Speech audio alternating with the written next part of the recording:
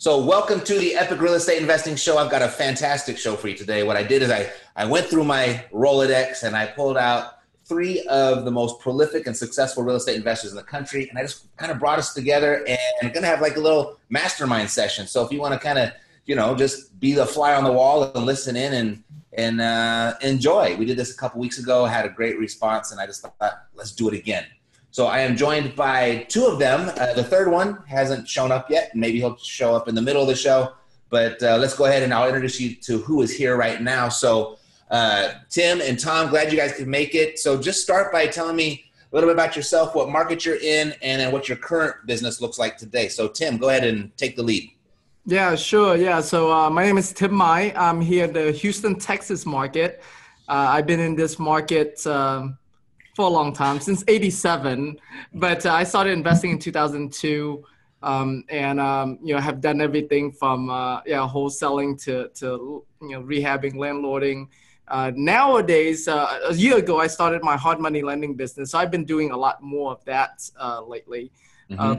But yeah, we do all kinds of different marketing, and we'll talk more, I'm sure, later. But one of the big ones that we've been focusing a lot on is MOS listed properties, which normally don't get talked about a lot. Right. But we'll definitely talk about that. Yeah. Okay, super. Thanks, Tim. Tom. So, Matt, I got to tell you, I always get told that I look young for my age, but Tim, you're 16 years old. How are you doing this? What is going on around here? I do not look young for my 39 years. I can tell you that anymore. So Tom Krol, I am a wholesaler. I run a wholesaling company here in Port St. Lucie, Florida. It's a little tiny town. So if I can do it, anybody can do it. And I'm also a wholesaling coach.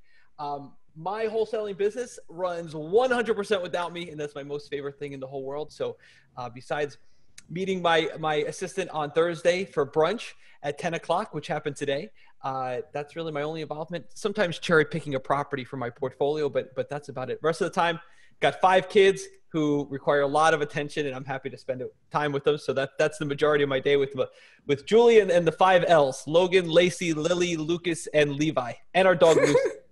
I love that. It's good. Before we started recording, we were just talking about Rich Dad, Poor Dad and some of our favorite quotes. And it's Tom, it sounds like you have a real business by the definition of that, the business in that book. Absolutely, 100%. Yeah, I mean, I Robert Kiyosaki is I'm really proud to say is now a friend of mine, but really I owe a lot of it. It started with Rich Dad, Poor Dad, but my brother, Todd Toback, he got me really clear on what do you want. I said, I want a business, not a job.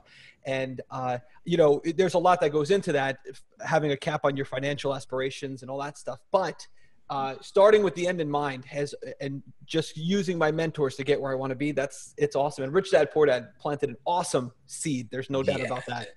He's kind of the mentor for us all in the beginning, right? Yeah. Right. For sure. Yep.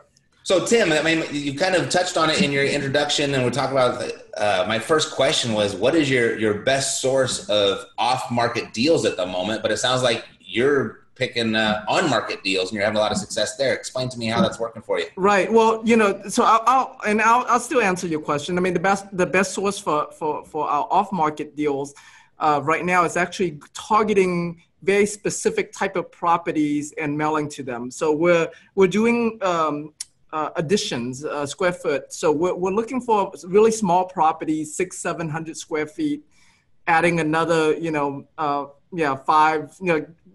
getting them to about 1,200 to 1,500 square feet, basically. Okay. So we're looking for, we look for these like sort of obsolete properties and turning them down. Sometimes if it's a neighborhood that makes sense for us to turn into a duplex so we get higher rentals, we'll do that. So we don't go the traditional direct mail to absentee owners and high equity the same way we used to anymore. Simply because it's just the cost of marketing on those have gotten quite a bit high for our market. The internet kind of broke up just a little bit, Tim. So how are you actually contacting those owners? I didn't hear that part. Maybe. Oh, okay. Yeah. No, we do direct mail to them, but we're targeting a very specific market. Yeah. Got it. All right. I missed that part. Perfect. And then tell me about with the MLS deals that you're doing. How's that working for you? Yeah, so we basically created a software, have virtual assistant that runs them, and we send out anywhere from 100 to 200 offers a day, just blanket offers for properties that are 250,000 and under in our market. So typically those type of properties, cash flow type rentals type properties, and we just do blind offers and.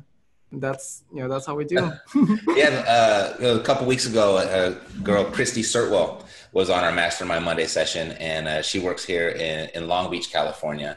And that's kind of how she does it. How she got started, sending out 200 offers a week, and just whatever stuck is how she got her deal. So I imagine in your market, though, if you're looking for cash flowing deals, you don't have to get the deepest of discounts for those properties to actually work for you, right?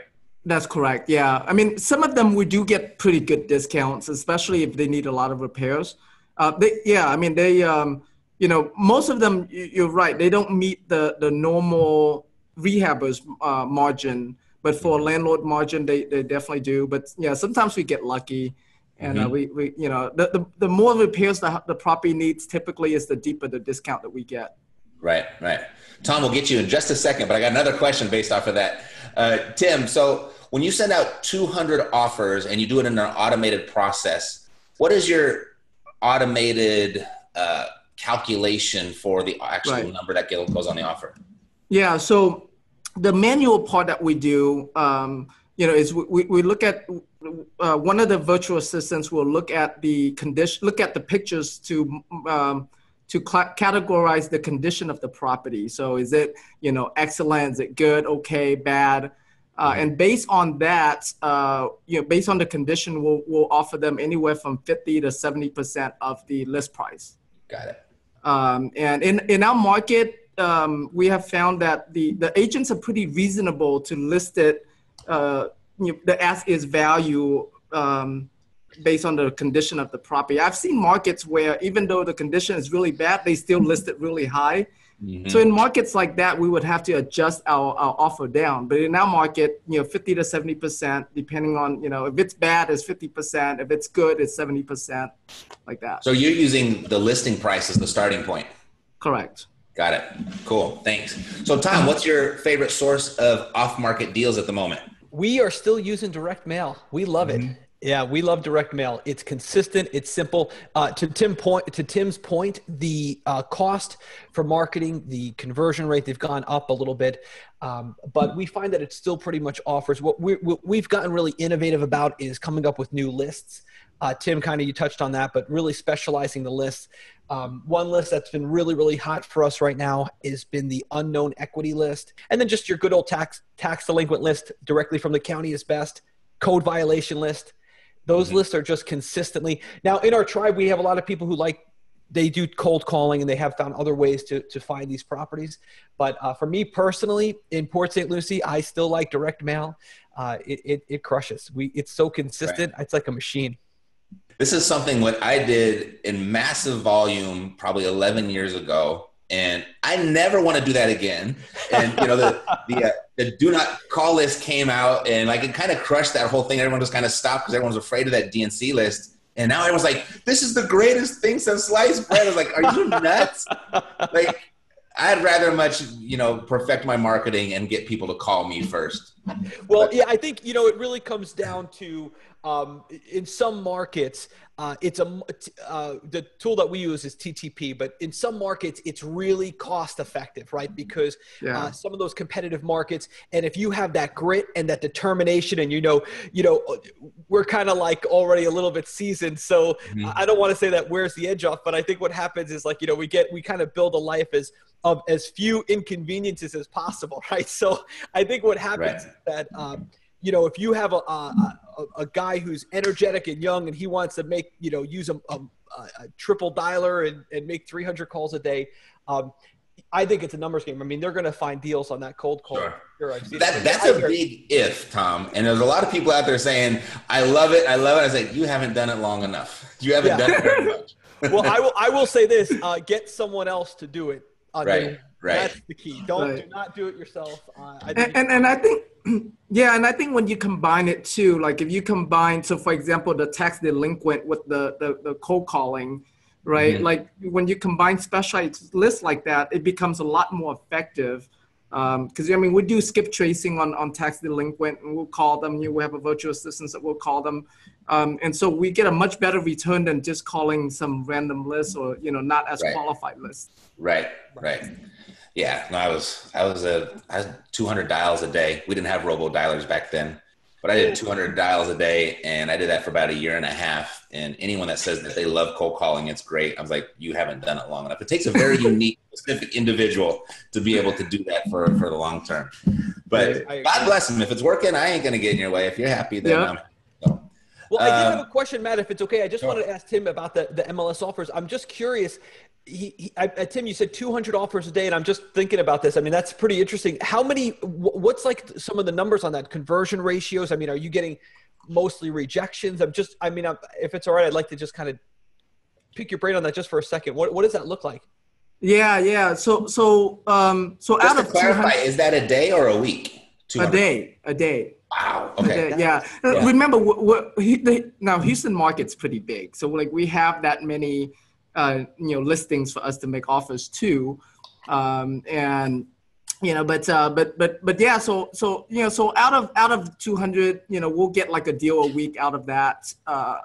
So the conversion is not that great, right? But it's mostly automated, and so. Our cost of acquisition is the cost of the virtual assistant, basically. Okay.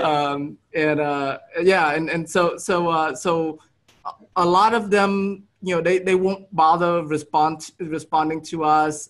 Some of them will respond and give us an amount that basically they counter us. Right. And it's the ones that counter us are the ones that we go after the most. Because now we have a dialogue going, and we'll build deeper relationship with them, even if it's not for this deal, for future deals. That's awesome. That's awesome. Yeah. Do you get a lot of kickback on that? just like a lot of people who, have you been doing it for a long time, or did you just start? I'm just wondering, like, what kind of long-term effects in the market that would have with. Yeah, no, I haven't gotten any. I'm not the one to read the email, so I'm kind of shelter from the responses. Okay. but generally speaking, no. I mean, because of the criteria. So, for example, if it's an excellent property, we don't send them offers. So what that means is that if it's such a great property, they're not going to see our lowball offer.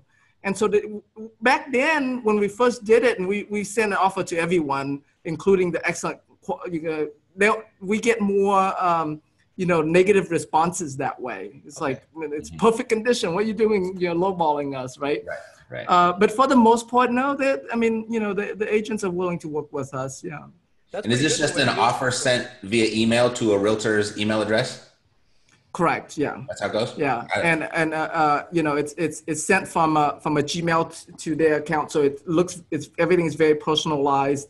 It's mail merged, that. So it's not like sent from a mailing list or anything like that.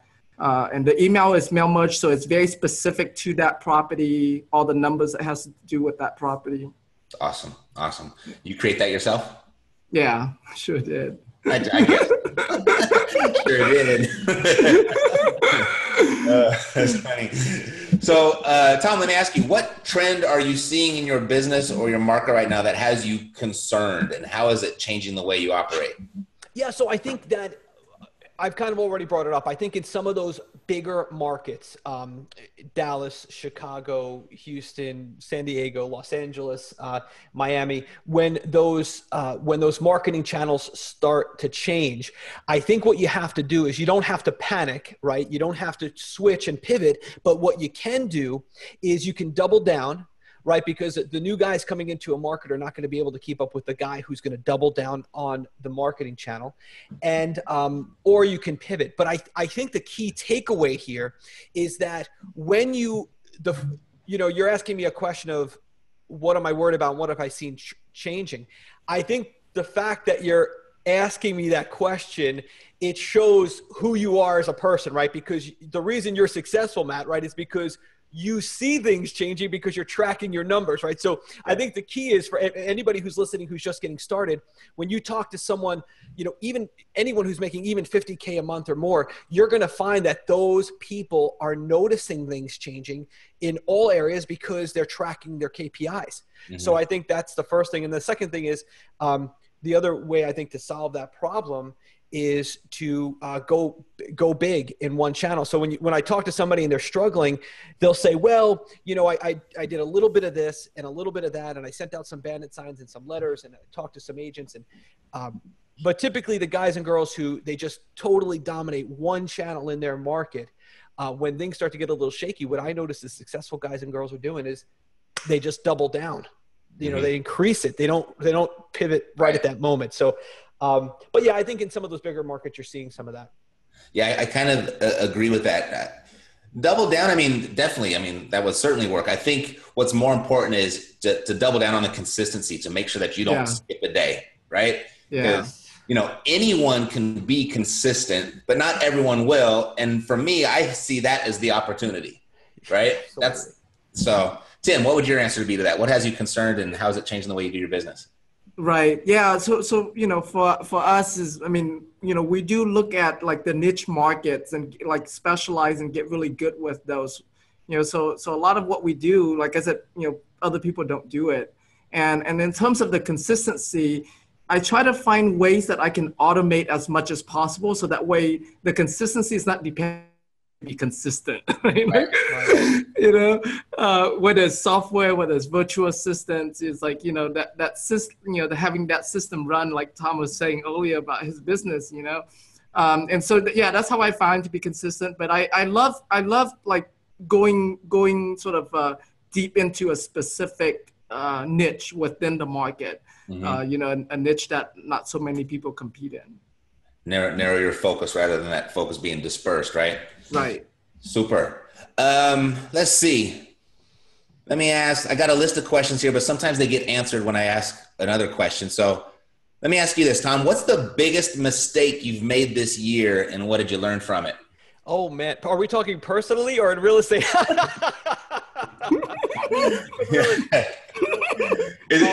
I will tell you. Which one of the 5 kids is it? Well, they were all surprises. I will tell you that. So here's what I would say is I absolutely know the answer to this question.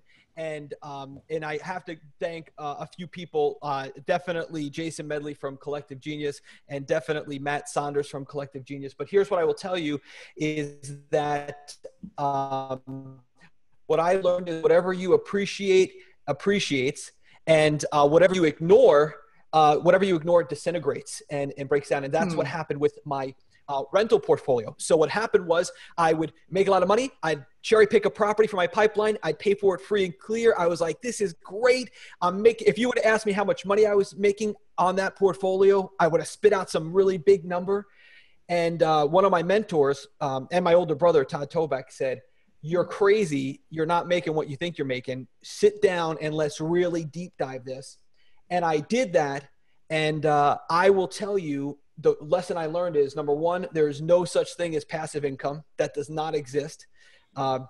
If you want a list of super hot motivated sellers, go find a group of landlords who think that rental income is passive. And those are the best motivated sellers you'll ever find. Right. And you have to just pay attention to your numbers. So somebody who preaches like me about all the time about numbers, you can't just buy rental real estate and ignore it. You've got to be on it. It's now part of my weekly meeting. It's the first thing Stephanie and I discuss on Thursday mornings is the rental report. That was my biggest mistake, was buying these properties and collecting them and just thinking I'm going to be living on passive income. Right. And no good. You got whatever you appreciate appreciates. Absolutely. Yeah. Passive income doesn't mean uninvolved income. Right. Absolutely. Yeah. Absolutely. Yeah. There's almost like zero passive income anywhere you look, right? Right. Right. It doesn't exist. Even in your 401k, you have to look at it every quarter to see what it's doing, right? Absolutely. Yeah, you can't there's no set it and forget it. And I'll tell you, just in 90 days of just every week in and week out, adjusting and massaging these numbers, we have made tremendous. I mean, it's done a complete 180.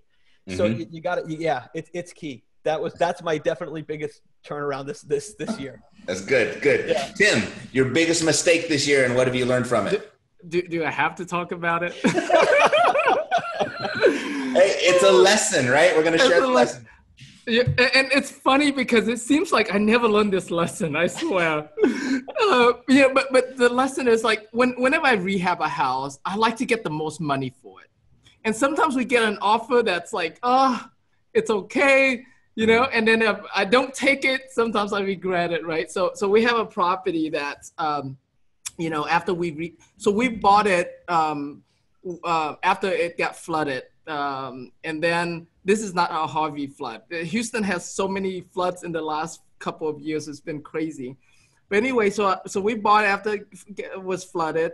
We fixed it up, and doing us fixing it up, it got flooded again. It's so funny. It's like I don't know how it works, but we put in the wood flooring on Friday, and Saturday morning it got flooded. It's like, oh wow. Yeah. Well, anyway, so we fixed it up, and then we tried to sell it. We got an offer. It wasn't what I wanted. My wife said, it sounds good. Let's do it. I was like, no, let's hold out for more. So we didn't sell to that buyer, and then it got flooded again. I knew that was coming. I knew it was coming. And now we're like having a really hard time selling this thing. And now we're like way over budget because of all the flood fixing that we have to do. So Harvey hit. So it's like the third flood for this house in a year and a half. I mean, it's crazy. And but what I've learned from it was navigating the insurance claim. So lucky is that we know that property was in a flood zone, so we had flood insurance. A lot of properties in Houston that was not in a flood zone that got flooded, that people kind of get lucked out with that. So through that process, we learn how to present our claim, so that way we get more money for it, we get the money faster. So now been through this house, like now I don't mind flood homes at all. To me, it's like if it floods every year, every few years, that's even better. Because it only takes a few floods to pay off the house.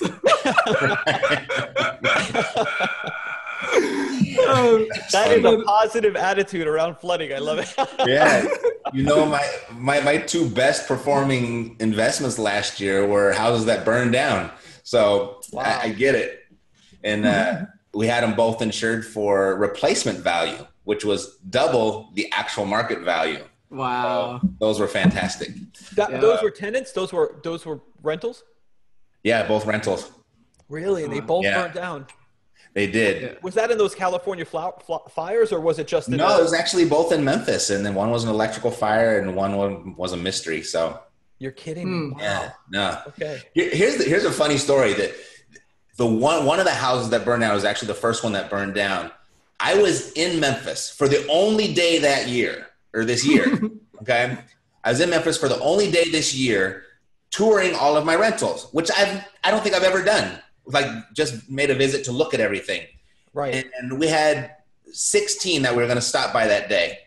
And so we grouped them all together. We went by the 15 and we were just tired, and Beale Street was calling our name. We were ready to go have a beer. And we said, I was like, then they're all looking the same looking exactly the same at this point. And the other one was just a little too far. I was like, we'll forget it. Everything's fine.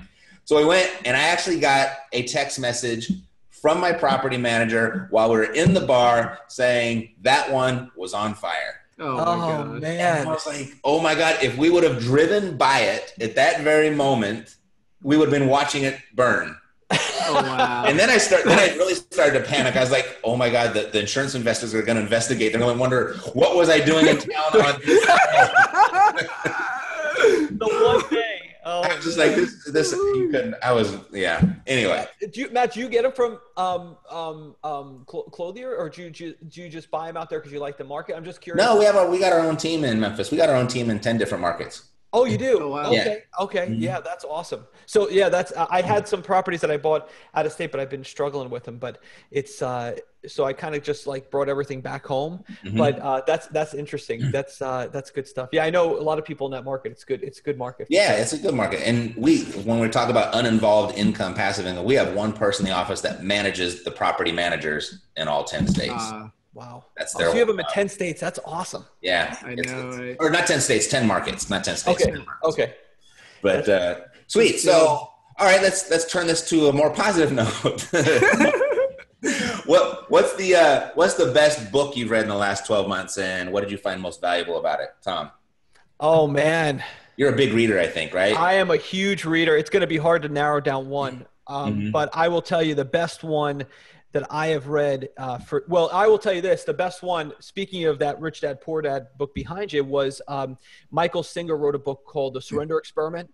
Read that book, total game changer, went to lunch, got a chance to meet Robert Kiyosaki. Turned out that he was into that book, huge, big fan of Michael Singer. And we started talking about that book, and that's how we ended up hanging out, and it's awesome. So yeah, I mean, but there's a ton of them. The Surrender Experiment? The Surrender Experiment by Michael Singer. What's it about? Oh, it's a great book. I'll tell you what it's about. It really comes down to one passage in the book. It's all about learning that in this life, there are no inconveniences. There are only opportunities to serve. And I think that as you go through that, one thing I've learned from Robert and from Michael Singer. I'm sorry, Tom, that my internet, I don't know if that's, hold on. I don't know if your internet's cut out. Mine is a little bit. So the one thing was there are no, and then it cut out on me. There are no inconveniences. There are only opportunities to serve. Got it. So all these people who are struggling and they're saying, what's my why? What is this thing driver? One thing I've learned, I used to always tell people, you could keep discipline. I'll take passion. It's much more powerful. But what I really found out is that purpose, that's the driver. Purpose will leave passion in the dust. And, one thing that Robert Kiyosaki taught me was, he said, passion is what you want to do and purpose is what God wants you to do. And I am telling you, that is such a message this year for me. It's just been really, I love that. Yeah, I love it. It's a great book. Everyone should check it out. Awesome. That's the core thing of I think the book called Driven or Drive. I think it's a pink cover, but it's about putting your employees and your team in positions where they actually have purpose. And that was the biggest motivator and driver of the successful company. So, sweet. Oh yeah. Awesome. Yeah. Tim. Yeah. Best book, last 12 months. What'd you learn from it? Or what did you find most valuable? The 5 seconds rule. I don't know if you heard by Mel Robbins. Yeah, that came up on our last episode, I think. So it's not about how long you can keep the food on the ground that you dropped. You got 5 seconds. Yes. Yeah. I love that book a lot. One of my weakness in terms of discipline has to do with working out. It's just something that I haven't, made a priority in most of my life.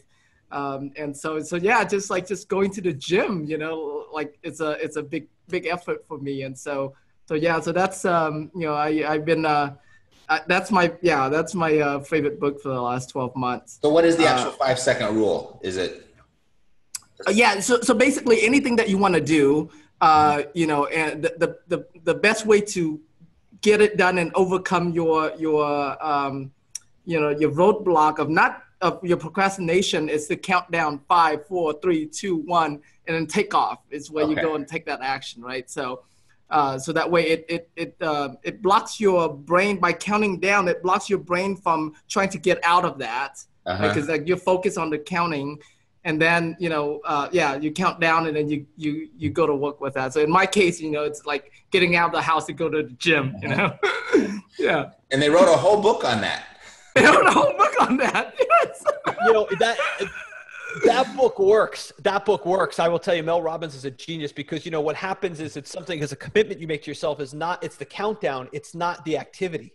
So it's like, it's this one thing. If I do 5, 4, 3, 2, 1, and I mean, that's a fantastic book. It works. The whole book is about the scientific reasons about why it works and the psychology. Nice. But it's a game changer. All right. Shoot. That's two sessions in a row. I have to check it out. So, Tom, what's in your future right now that has you most excited and why? Oh, man. We got a lot of good stuff going on, brother. You were an excited individual, so I knew you were going to love this question. Oh, bro. Well, I'll tell you what. If you gain 20 pounds and you come down to Florida and start cutting lawns and then you move into real estate, you'd be exciting too, because I do not have body type for the lawns that I was cutting before I got into real estate. I thought you looked a little different. Yeah, I was, I will tell you. So I've got a lot of stuff. One of the things on my plate for this year is to say no. I have seen a lot of very successful men and women drown in opportunities. So one thing I've been working on is what to say yes to. But I am working on a super exciting project with my stepbrother, Todd Toback, called Next Level Wholesaling. And I'm working on a really exciting program with Brian Tripp called Real Estate Investing Live. It's going to be a nationwide, for lack of a better word, RIA meeting. So we're working on that. We've got some really awesome things that we're working on for the Wholesaling Inc., our main coaching product. So it's mostly everything I'm working on right now is in coaching. The wholesaling business, it essentially runs itself. Right now we're looking at bringing in some subject to. We're kind of predicting that there's going to be a little bit, some of the air is going to be let out of the economy. So we're kind of stashing a lot of cash right now and getting ready to find alternatives that we can pivot to when that happens. So we're doing a little preparation there. But yeah, that's what the rest of this year looks like for 2018. Awesome. Sounds great. I'd be excited too. Yeah, good stuff. Tim, what's in your future that has you most excited and why? Yeah, so two things. Number one, I started my hard money lending business a year ago with two partners, and that's been growing really nicely. And is that national, Tim, or is that just in your Houston area? It's just in Houston right now. Okay. Eventually, we'll take it further than that. But yeah, right now it's just in Houston. So it's really cool, like to kind of go from an investor to now a lender. It's a different experience. I like it. I told my assistant, like I never really was interested in the lending business that much, because to me, I think it's a really boring business. And now that I'm in it, I'm like, damn, this is a really boring business, but it makes really good money. Yeah, I think the older we get, the more boring, the better. Yeah. Right, exactly. Yeah. But, it's like, yeah, like, I mean, I don't have, it's, I mean, yeah, you don't have to do all the work that you have to do as an investor, for sure. Right. I got a good friend, Joel Block. I don't know if you know Joel, but he's got a saying, like, you hit a certain level and you really discover that the money is actually in the money. Right. And I agree with that. Totally. Sounds like you're experiencing that as well. Great. So that's number one. What's number two? Yeah. So number two is so part of Harvey, the city of Houston was awarded $1 billion from the federal government. And right now they're working on, they're putting out bids for a $400 million contract to remodel low income neighborhoods in Houston for the homeowners that were affected by Harvey. And they're going to award this $400 million to 6 different companies, and we're applying to be one of those 6. And so, if we get this contract, I mean, it'll be a lot of work, but to me, it's just really cool to make that kind of a difference at, from a disaster like Harvey, That's awesome. Sure. Yeah. That's awesome. Yeah, you're going to be busy for a while with that. You have to rehab 5 houses a day for the next 5 years. Right? Oh, yeah. Yeah. Well, you sub it out, but yeah. Quite the infrastructure to build, but good luck to you. That'd be a great story. That'd be awesome. Yeah. Super. So, Tom, if anybody wanted to get in touch with you, what would be the best way for them to do that? Wholesaling Inc. www.wholesalinginc.com is the best way to do that. And we have some awesome stuff up there. We have an awesome event coming up in North Carolina that we're going to anyone's invited to, so they could check that out. It's going to be pretty cool. All the info is right there at wholesalinginc.com. That's it. Perfect. Great. Tim, if someone wanted to get in touch with you, what's the best way for them to do that?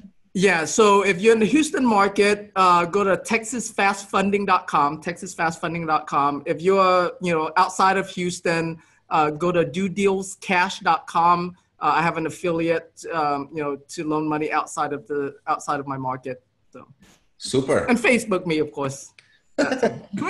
Great. Well, thanks for participating on this episode of Mastermind Monday. Let's do it again soon. Yep. Bam. Sweet. All righty.